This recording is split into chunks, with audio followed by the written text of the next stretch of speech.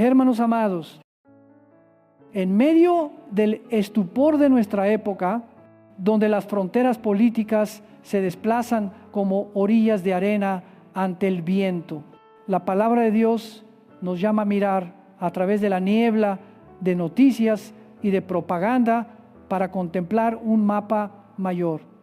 El mapa del designio del Altísimo extendido a lo largo de la historia humana. Queridos hermanos, no estamos frente a una cadena de hechos fortuitos, estamos de pie dentro de un relato anunciado de antemano, en el que los signos proféticos resuenan por los siglos y golpean el presente del siglo XXI.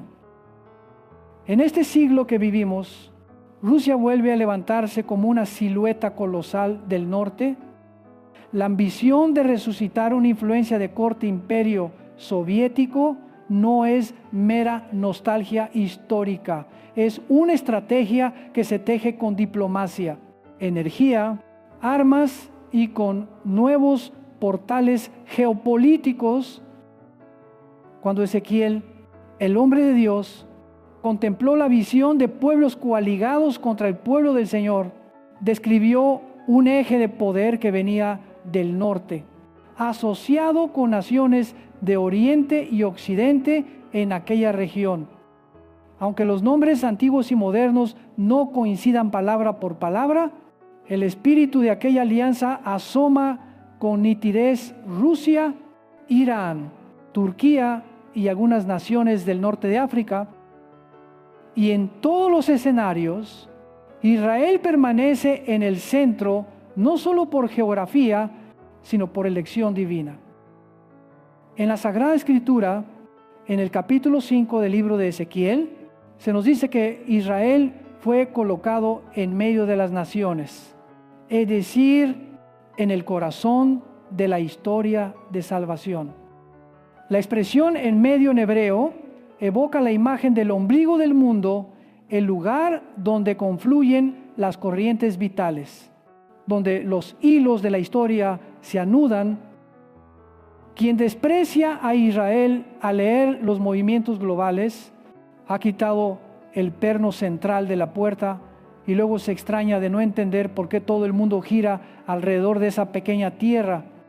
Hermanos, si Israel es el ombligo del mundo, los movimientos que convergen hacia él, que lo rodean, jamás son casuales. Pero ¿cómo puede una potencia del norte desgastar a una potencia de occidente? ¿Cómo debilitar el brazo que sostiene a Israel en la mesa internacional? Aquí se abrió una puerta en una tierra aparentemente lejana a Venezuela. Difícil de aceptar para la razón puramente política, pero muy congruente a la luz profética.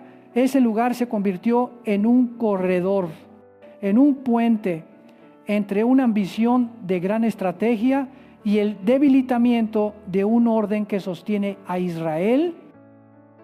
Venezuela, con el paso de los años, fue transformándose bajo una ideología que prometía justicia para los pobres, pero que terminó atándolos a una maquinaria de poder. El chavismo, que al principio sonó a promesa de igualdad, abrió a la postre otra agenda, el enraizamiento de influencias foráneas, el trueque entre recursos y patrocinio, entre puertos y bases, entre petróleo y endeudamiento. Cuando aquella puerta se abre, no solo entran mercancías, entran también buques, asesores militares y acuerdos firmados en la penumbra sin consulta al pueblo. Oímos de presencias navales, de capacidades de despliegue aéreo, de contratos de seguridad suscritos en la sombra, y nos preguntamos por qué el norte descendería hasta América Latina, porque para debilitar a un gran árbol no siempre se corta el tronco de frente, a veces se le extrae poco a poco la savia de sus raíces. Si Israel es sostenido por una alianza estratégica conducida por Estados Unidos, entonces erosionar a Estados Unidos en su propio patio trasero es golpear la fuente que lo nutre, Venezuela, Por tanto, no es solo el drama de un país en crisis, es un capítulo clave de una estrategia multinivel que busca alterar el equilibrio de fuerzas. Escuchemos, sin embargo, el recordatorio de la Biblia: imperios pueden levantarse y caer, pero el designio del Señor permanece para siempre.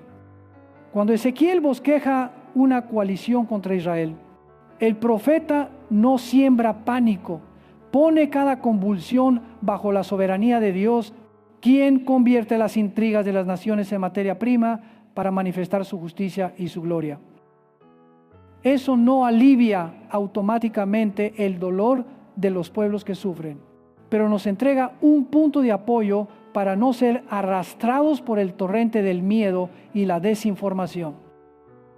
Queridos hermanos, no olvidemos que detrás de los titulares hay seres de carne y hueso, madres que hacen fila por alimento, padres que cruzan fronteras buscando trabajo, jóvenes que abandonan sus estudios porque el futuro se ha congelado.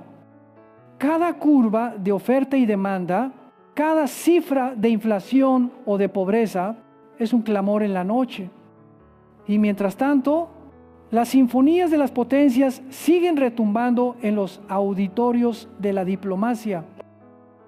¿Qué está llamado a hacer el pueblo de Cristo? No a aplaudir la guerra, ni a dormir en la indiferencia, sino a velar, a discernir, a orar y a alzar la voz en favor de la verdad. El primer paso de la vigilancia espiritual es distinguir entre luz y tinieblas en el lenguaje del poder. Cuando un régimen usa el nombre de la justicia para encubrir la injusticia y la bandera de la soberanía para pisotear la dignidad, eso ya no es soberanía, es el disfraz de la violencia. Cuando una nación se vuelve puente para fuerzas que pretenden reconfigurar el orden con el fin de cercar a Israel, la historia deja de ser un asunto meramente interno. Ha tocado el nervio de la historia de salvación. Hoy la ética y la geopolítica se miran cara a cara y el creyente debe preguntarse en qué lado de la verdad estoy de pie. El paso siguiente es reconocer la lógica del enemigo en la historia. Él no edifica, manipula, no libera, esclaviza, no ama la verdad. La difumina con innumerables versiones casi verdaderas.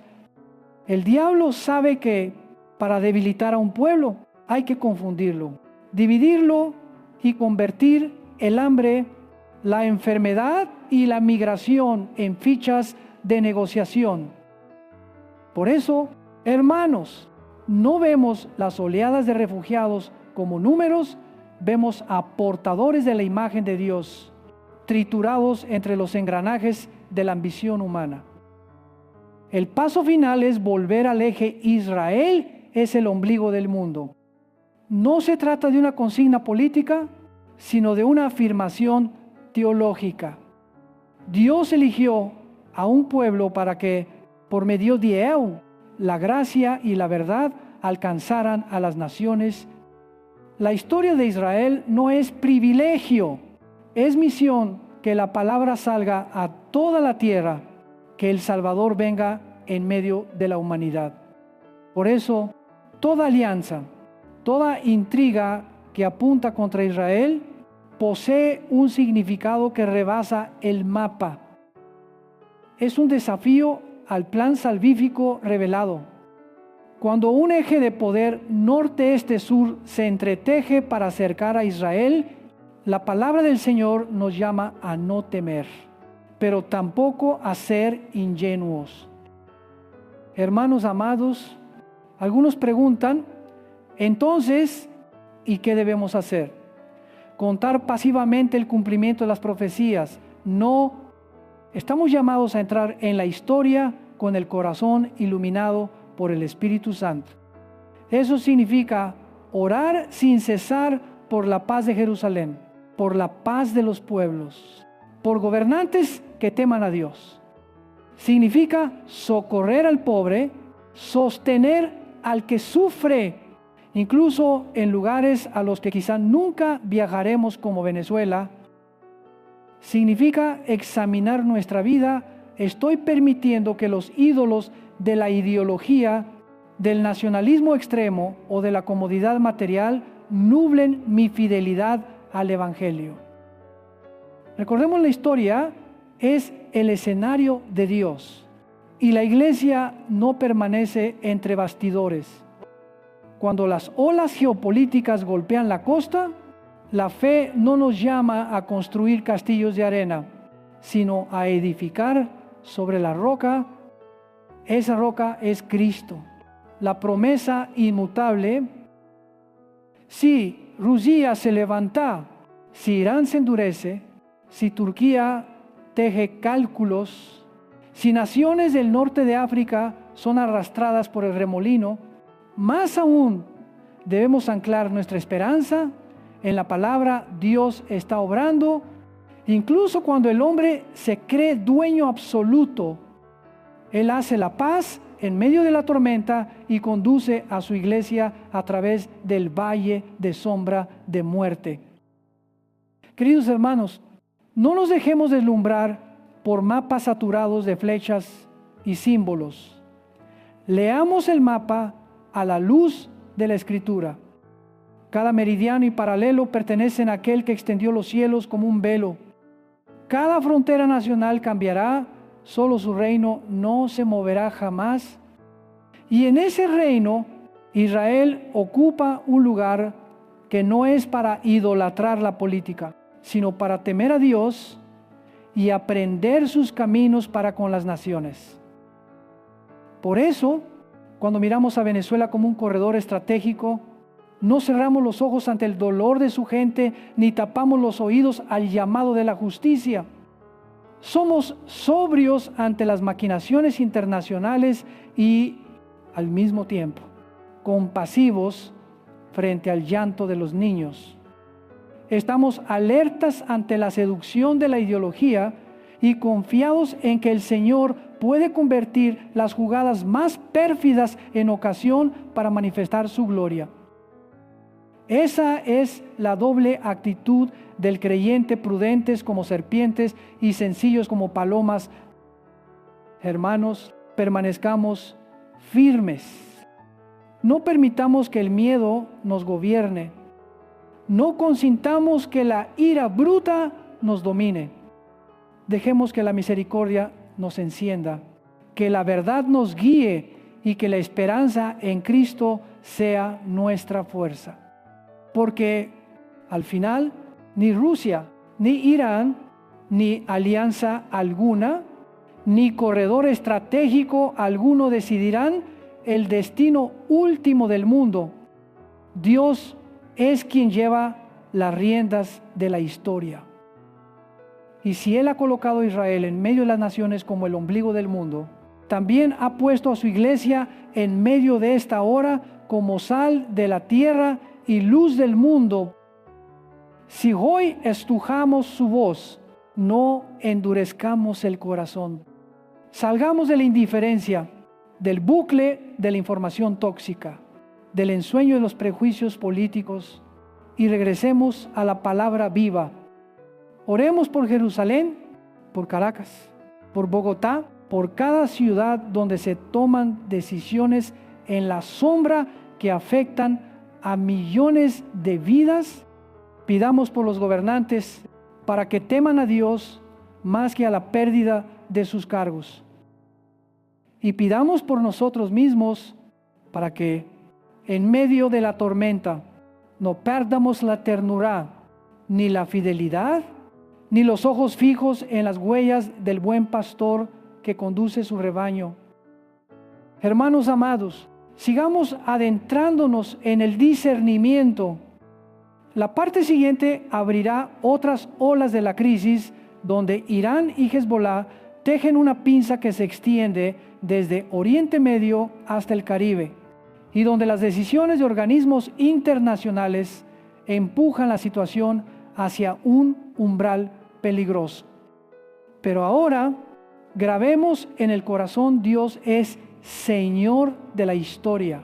Israel es el ombligo del mundo en el plan de salvación y la iglesia está llamada a velar en medio de los vaivenes.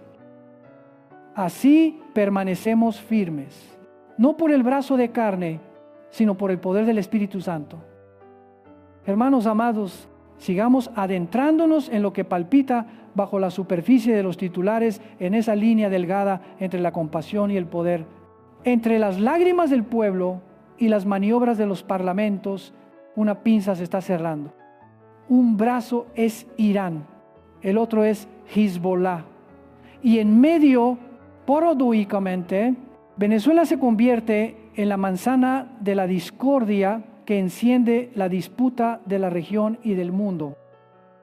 No es solo un fenómeno local, es el nudo donde confluyen Oriente Medio y el Caribe, tejiendo una red de tintes proféticos que la palabra de Dios nos advirtió hace tiempo. Hermanos, al hablar de Irán, no nos referimos únicamente a un estado con fronteras y bandera. Hablamos de un foco ideológico, de un centro exportador de influencia, de una corriente subterránea que empuja las naves de la historia hacia aguas turbulentas. Irán no actúa en solitario, Hezbollah es su brazo extendido, un ejército visible e invisible que opera como fuerza delegada, adherida a la estrategia regional de Teherán. Cuando ambas fuerzas enlazan, el mapa deja de ser arena y se vuelve concreto. Las curvas de nivel del poder se transforman en muros de cerco. Y Venezuela, por una cadena de decisiones políticas, abrió una compuerta para que ese caudal encontrara asiento en el hemisferio occidental. Hermanos amados, Venezuela hoy no es solo una economía exhausta ni una sociedad fracturada, es un escenario donde múltiples manos tiran de los hilos. Unos países claman por democracia y comicios libres, otros sostienen el statu quo con paquetes de apoyo, contratos energéticos e incluso presencia militar. Entre tanto, en calles que antes vibraban con música y fútbol, madres con niños cruzan puentes buscando una ración de comida, una caja de leche, una oportunidad de renacer. Precisamente en ese punto, cuando la vida es a la vez frágil y digna, la presencia sea mediante asesores, redes o alianzas políticas de Irán y Hezbollah, hace que Venezuela deje de ser únicamente un país en crisis para convertirse en esa manzana que los bandos se disputan a mordiscos. Recordemos, hubo un momento en que Naciones Unidas, la Unión Europea, Estados Unidos y más de 67 países de América Latina reconocieron a un liderazgo como representante legítimo del pueblo venezolano. Para muchos, aquello fue la voz de la conciencia. El mundo no podía desentenderse ante los signos de la arbitrariedad. Para el poder establecido, en cambio, significó injerencia y desafío frontal. Las líneas jurídicas se enmarañaron, las fronteras éticas aún más. Y entre esos lindes, el pueblo terminó cautivo de su esperanza y de su miedo. Hermanos, en ese contexto, la ayuda humanitaria se volvió prueba de fuego para la conciencia internacional. Convoyes valorados en decenas de millones de dólares quedaron esperando en los pasos fronterizos. Camiones con banderas de organizaciones de socorro flamearon al viento. Contenedores refrigerados con alimentos y medicinas aguardaron su tránsito hacia la frontera colombiana. Pero del otro lado se alzaron vallas, se emitieron órdenes y las barreras bajaron como una declaración: nadie pasará sin el permiso del poder. ¿Qué vemos? Lo que debía ser neutral fue politizado. Lo que debía estar por encima de las facciones se convirtió en ficha de una negociación interminable. Y aquí surge la pregunta que oprime el corazón: ¿Qué harán las naciones? ¿Se atreverá la comunidad internacional a romper las barreras y organizar corredores humanitarios bajo el amparo de la ONU? ¿Habrá una ronda de conversaciones urgentes cuyas promesas no sean distorsionadas por la propaganda, o todo derivará hacia opciones duras, cerco, sanciones? Incluso el uso limitado de la fuerza, hermanos, precisamente aquí la teología debe caminar junto con la conciencia política, porque la respuesta no atañe solo a la soberanía estatal, sino también a la responsabilidad de proteger cuando la vida humana es pisoteada. Pero nosotros, pueblo de Cristo, ¿qué debemos leer entre líneas en esta hora? El primer paso es separar la verdad del ruido. Hay quienes exhiben moral en los atriles, mientras miden la ayuda como instrumento de regateo. Hay quienes invocan la soberanía nacional, mientras pactan con poderes extranjeros a cambio de armas, asesores y blindajes mediáticos.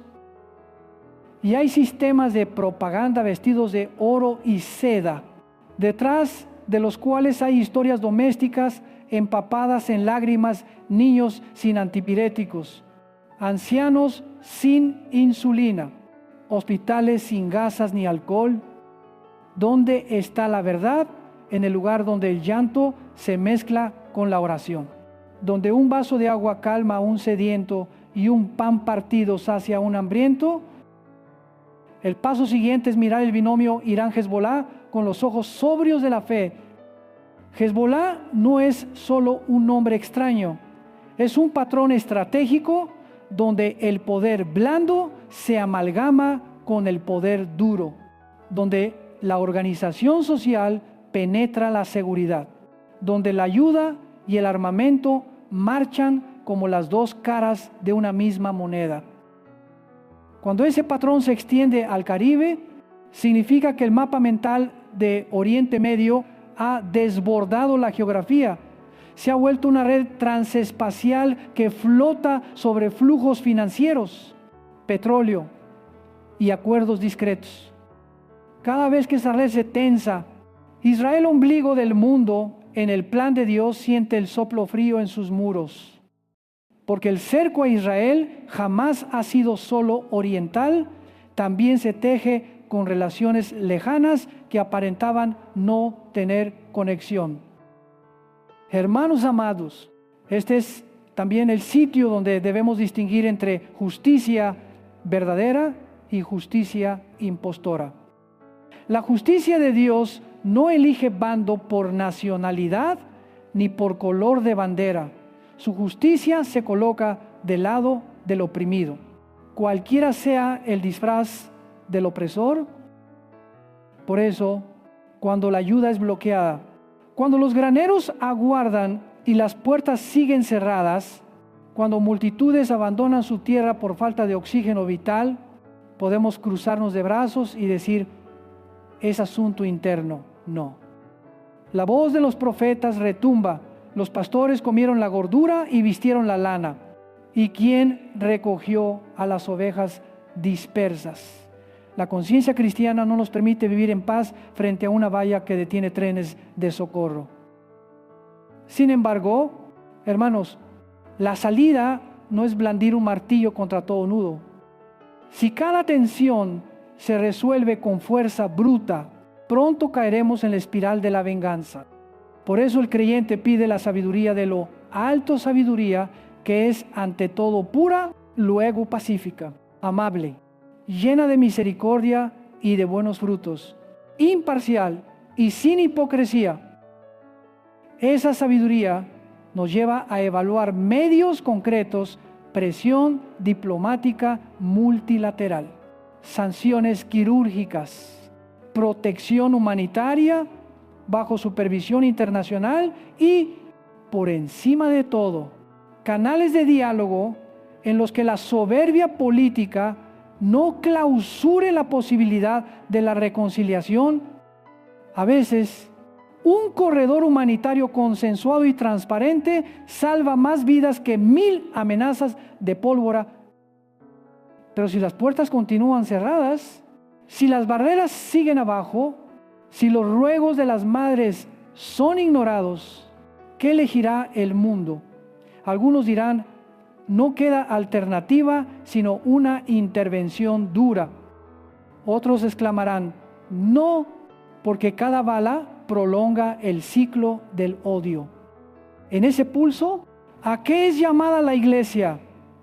No a ser árbitro autoproclamado, ni espectadora indiferente. Somos llamados a una intervención espiritual, ponernos en medio de rodillas y orar por ellos, interceder y hablar la verdad con valentía sin perder la ternura, porque una victoria sin misericordia es otra derrota a los ojos del cielo. Hermanos, repasemos los tropiezos de la historia reciente cada vez que lo humanitario se politiza, que la ayuda se convierte en moneda de poder, que la voz del pueblo es ahogada por altavoces de propaganda. Los extremismos se multiplican. Irán y Hezbolá lo saben y mueven fichas como si el tablero estuviera listo. Al plantar banderas en zonas de desequilibrio, convierten el caos en palanca. Y no pocas veces, quienes claman por cambio caen en la trampa de la violencia, reflejando aquello que combatían. Este es el momento de afirmar con claridad: la justicia no puede levantarse sobre herramientas que niegan la dignidad humana. Pueblo de Dios, recordemos que la Escritura enseña, el fruto de la justicia será paz que sembramos entonces en la tierra derretida de Venezuela. Primero, oración perseverante como lluvia que empapa el barbecho. Luego, obras concretas, respaldar canales confiables de ayuda, animar a los constructores de paz, fortalecer a pastores locales que luchan por alimentar a su rebaño y, al mismo tiempo, sembrar verdad, refutar la desinformación, desenmascarar la manipulación y proclamar que la vida humana vale más que cualquier emblema sobre una bandera. Hermanos, amados, también debemos dialogar con el miedo. Miedo a una guerra en América Latina, miedo a que, si el mundo cede, se rompa el dique y triunfe la tiranía. Miedo a que, si se usa la fuerza, la herida no cicatrice jamás. Esos miedos son reales. La fe no nos manda a negarlos, nos enseña a encararlos y pide al Espíritu Santo que ponga una brújula en nuestra mano. Esa brújula marca dos rumbos a la vez: justicia y misericordia. Solo justicia sin misericordia nos convertirá en jueces helados. Sola misericordia sin justicia nos hará indulgentes ante el mal. La verdad del Evangelio es el cruce donde justicia y misericordia se abrazan. Por eso, al evaluar opciones para Venezuela, no permitimos que la ideología tire de los hilos, sino que dejamos que principios perennes nos guíen: respeto de la dignidad, salvaguarda de la vida, restauración del orden constitucional y protección de la región frente a espirales de extremismo. En ese marco, toda discusión sobre sanciones, cercos, intervención o no intervención debe confluir en el objetivo supremo: salvar vidas. Abrir paso a lo humanitario, permitir que la verdad levante la cabeza. Cualquier medio que corte ese cordel, por muy noble que se proclame, ha de ser descartado. Hermanos, hay un peligro sutil y gravísimo: el cansancio moral. Cuando la crisis se prolonga, nos habituamos a las filas de migrantes, a las noticias de desabasto, a las colas frente a las farmacias, esa costumbre envenena la compasión. Y cuando la compasión se apaga, la noque entra sin resistencia. Por eso la iglesia debe mantener viva la llama del despertar. Recordar que cada rostro es una historia, cada mano una vida, cada envío de ayuda, un pequeño milagro de humanidad.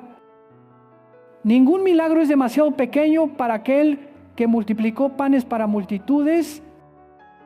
Escuchemos, con Honduras, Venezuela no es solo una ecuación política, es el lugar donde Dios interroga la conciencia del mundo. Aún oyes la voz de tu hermano, la pregunta resuena desde Caín y Abel hasta los polvorientos linderos del sur. Y la respuesta no puede ser una declaración, ha de ser acción, acción humilde, perseverante y sabia, acción que entiende que si mañana se levantan las barreras, al día siguiente seguirán siendo necesarias escuelas, hospitales y mesas familiares. Porque la verdadera solución no es solo ahuyentar la oscuridad, es encender una luz tan grande que la tiniebla no encuentre camino de regreso. Hermanos amados, alguien pregunta, ¿por qué Venezuela se volvió una manzana de discordia tan feroz? Porque allí se cruzan oleoductos con líneas partidarias, contratos con consignas revolucionarias, misiones de asesores con cumbres internacionales. Todo confluye en un embudo donde una chispa puede incendiar el barrio entero. Irán y Hezbollah lo saben y colocan cerillas donde el material es más combustible, medios de comunicación, movilización social, apoyo financiero y logístico. Sin una red auténtica y sólida de pacificadores, esas cerillas bastan para encender un fuego que cubra muchos tejados. Así pues, el creyente debe convertirse en apagafuegos. Apagar con información veraz. Apagar con puentes de diálogo. Apagar con programas comunitarios donde el pan no sea herramienta de propaganda y una caja de medicinas no se transforme en voto coaccionado.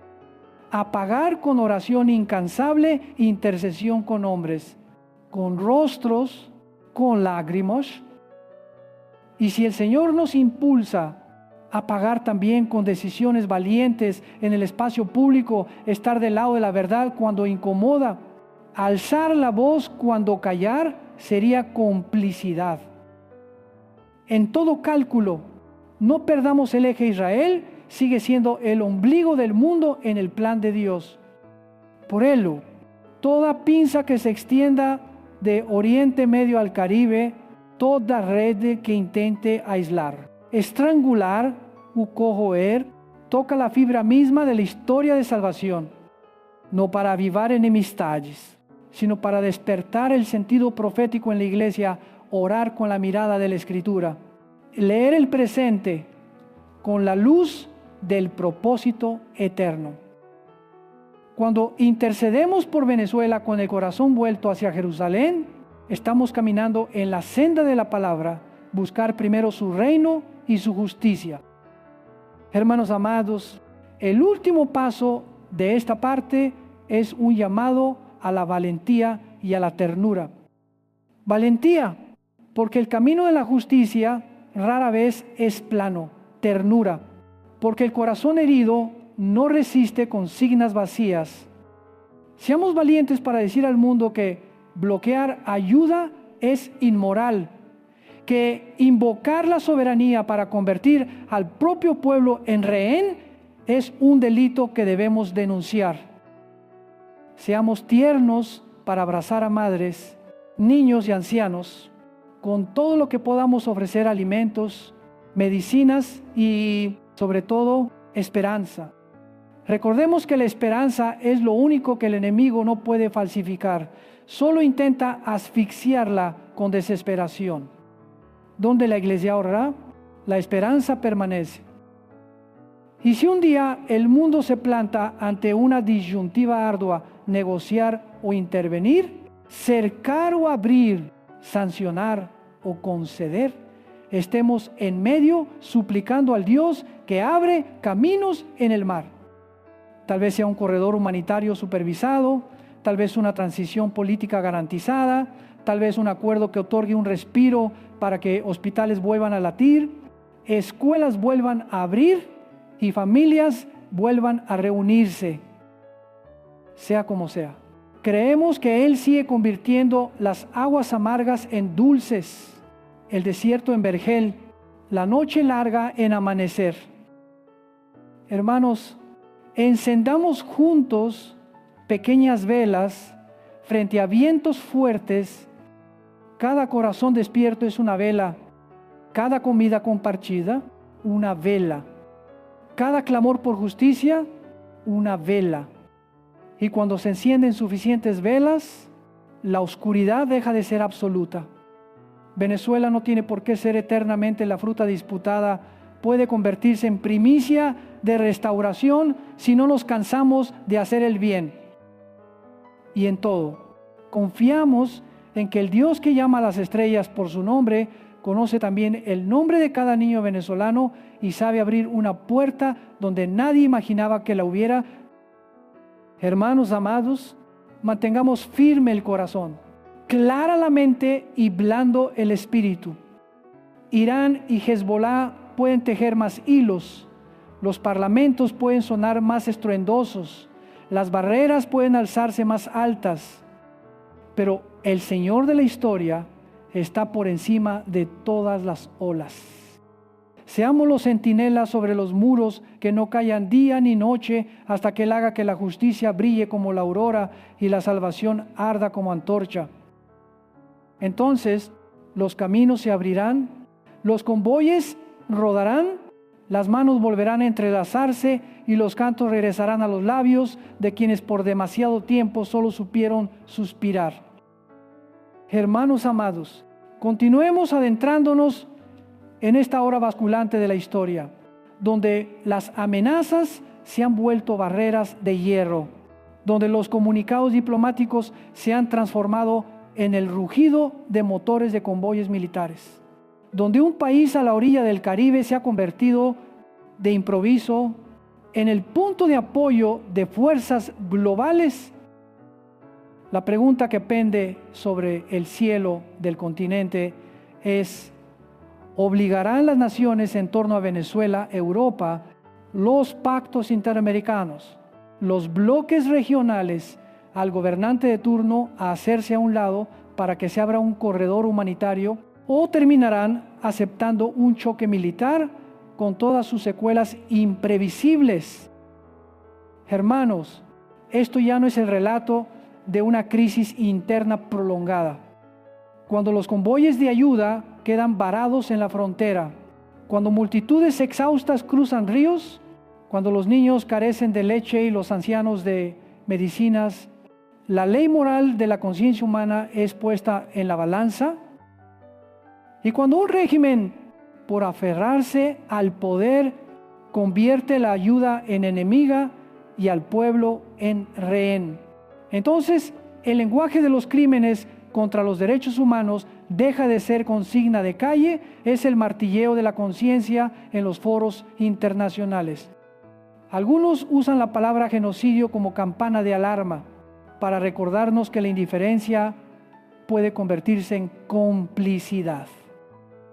Ahora, la palabra de Dios nos invita a ir más lejos, a leer estos movimientos con los ojos de una fe madura, capaz de discernir entre justicia, misericordia y sabiduría. Hay voces que proclaman que la guerra es necesaria, que la intervención militar es la última opción. También hay voces temerosas, renuentes a toda implicación por el espanto de una espiral de sangre sin fin. Entre ambos extremos, la Iglesia no corre tras las emociones de la multitud, se ubica en el cruce entre la Escritura y la historia, escuchando al buen pastor sobre el valor sagrado de la vida, la responsabilidad de proteger a los débiles y el baremo moral de toda decisión. Hermanos amados, la tradición cristiana jamás ha devaluado la vida humana. Entendemos que intervenir no equivale, de entrada, a usar armas. Intervenir es, ante todo, romper el cerco de insensibilidad que levanta el mundo a nuestro alrededor. Intervenir es abrir paso a médicos y pan, erigir un corredor transparente, mover la diplomacia con audacia para poner al pueblo, no a las facciones, en el centro. Sabemos que hay momentos en los que, si todas las puertas están cerradas, el mundo debe plantearse preguntas más firmes. ¿Existe un mandato internacional legítimo para salvaguardar vidas? ¿Son posibles medidas limitadas con objetivos claros y supervisión estricta que reduzcan de inmediato el sufrimiento? Pero aún al formular estas preguntas, el creyente empuña su brújula, sea cual fuere el medio. La dignidad humana no se negocia, la verdad no se manipula y la misericordia no se extingue. Y es precisamente ahora cuando resuena el llamado al desvelo para toda la iglesia. No permitamos que el corazón se petrifique por exceso de malas noticias. No dejemos que la mente se anestesie por tanta controversia. Mantengamos encendido el fuego de la oración, porque la historia cambia de rumbo en cuartos silenciosos, donde los santos claman sin descanso. Oremos por Venezuela, por los corredores humanitarios, por gobernantes que teman a Dios más que a la pérdida de su cargo. Oremos por Israel, ombligo del mundo en el plan de salvación, porque todo cerco en Oriente Medio o en el Caribe toca el nervio de la historia sagrada. Al orar por Jerusalén y por Caracas en un mismo aliento, nos alineamos con el llamado de la palabra que venga su reino y su justicia sobre ambos. Hermanos, alguien pregunta, si las naciones tardan, si las vallas persisten, si fracasa la diplomacia, ¿qué vendrá? El temor a una guerra en América Latina es real. Las cuentas frías sobre víctimas civiles también, pero el miedo no puede ser el consejero principal de la conciencia. El creyente no niega el peligro, entra en la tormenta con el arnés de la verdad bíblica. Esa verdad enseña que justicia y paz no son vías paralelas, se cruzan en la cruz donde Cristo cargó el odio para abrir la senda de la reconciliación. Por eso, toda solución política severa o flexible debe pasar por el sedazo de la cruz. Salva o mata, libera o esclaviza, edifica al ciudadano de a pie o solo afianza el trono de una minoría. Ahora, la palabra nos llama a ir aún más lejos en misericordia concreta. Sin esperar resoluciones ni firmas, la iglesia puede empezar ya a sostener redes confiables de ayuda, levantar graneros de José en las comunidades, recaudar medicinas, acompañar a los pastores de primera línea que alimentan cucharada a cucharada a ancianos y niños. Construyamos puentes de información veraz, desenmascaremos la mentira, desintoxiquemos la propaganda, afirmemos el valor de la verdad. Apoyemos a las familias desplazadas, escuelas improvisadas, comida caliente, lugares de oración compartida. Ningún acto es pequeño a los ojos de aquel que multiplicó panes para multitudes con raciones escasas.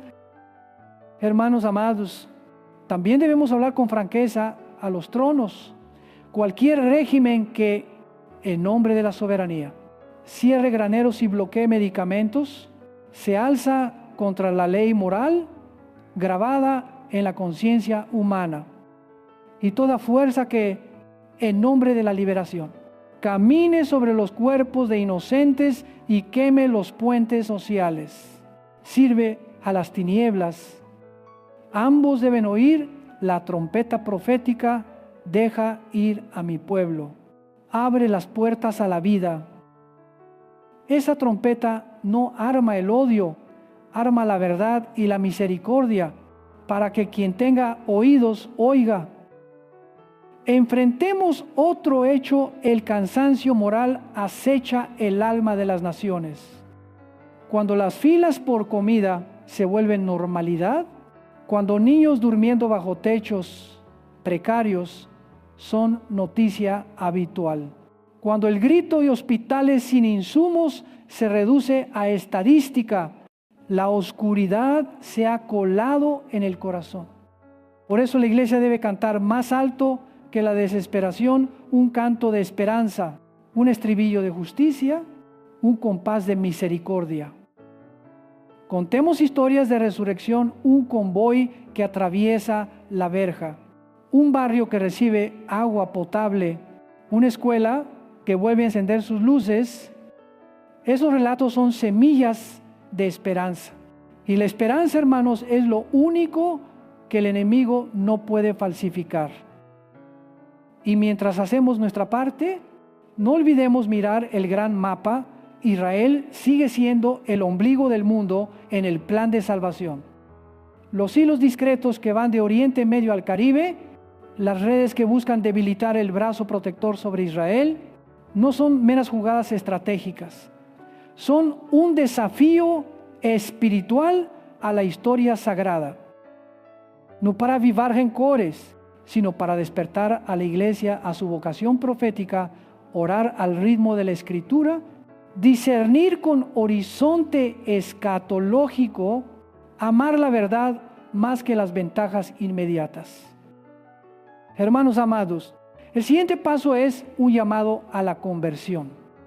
Conversión del partidismo, de la idolatría ideológica, de la adicción a la ira, conversión para amar al prójimo más que a la consigna de mi bando, para elegir la verdad aunque incomode, para conservar un corazón tierno ante el dolor ajeno, conversión para ser atalayas que no callan día ni noche hasta que la justicia amanezca como aurora y la salvación arda como antorcha. Y al convertirnos, elevamos a Dios una súplica por Israel y Venezuela, por Oriente Medio y América Latina, por las naciones y por nuestras propias familias.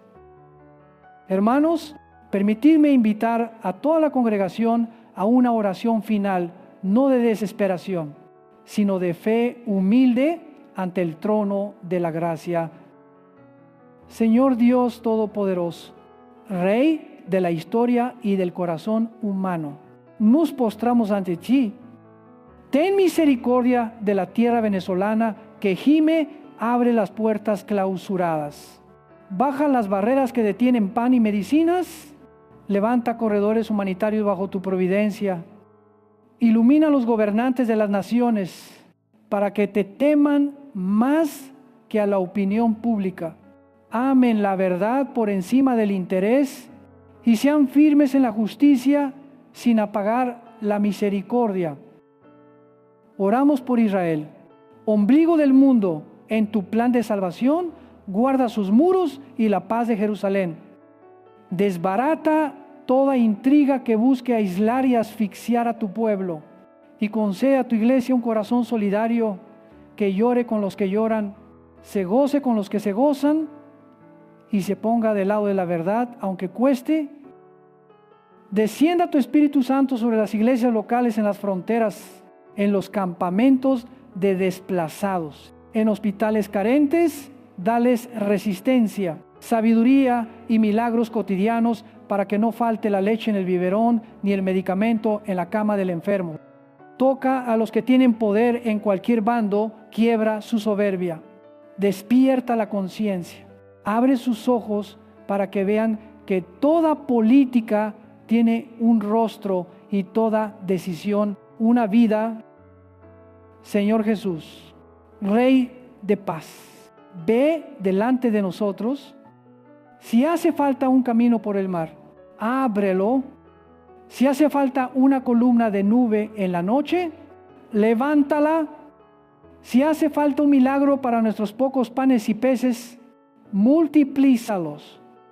Ípsilon, concédenos que desde Israel hasta Venezuela, desde Oriente Medio hasta América Latina, elevemos acción de gracias cuando amanezca la justicia. Oramos en el nombre de Jesucristo, nuestro Salvador y Señor. Amén.